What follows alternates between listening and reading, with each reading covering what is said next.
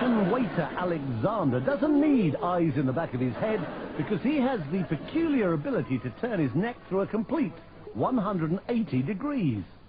Normally the muscles and the vertebrae in the neck prevent that happening, but because of a peculiarity in his spine, Alexander has confounded orthopedic specialists for years. Many years ago, I started doing gymnastics, he says. That's when I noticed that my vertebrae seem to be very flexible and that I can turn my head farther than normal.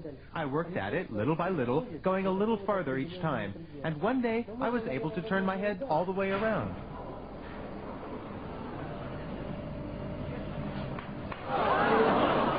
Despite the somewhat unsettling crunching of bones, Alexander claims to feel no pain, which is more than can be said for the people sitting behind him on a bus.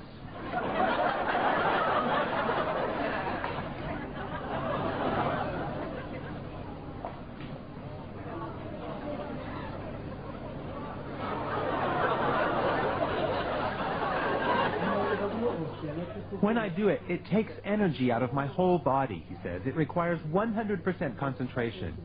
This may sound silly, I know, but in that moment, I don't feel like myself. It's as if I were another person whose body is filled with some kind of energy. I've been a radiologist for more than 30 years, he says, but I've never seen anything like it. Alexander is extremely flexible, no doubt about it. However, I suspect that it's a congenital ability. It's not something anyone could learn or train for. On the contrary, if someone else were to try it, they would surely break their neck. For me, it's absolutely normal and doesn't hurt at all.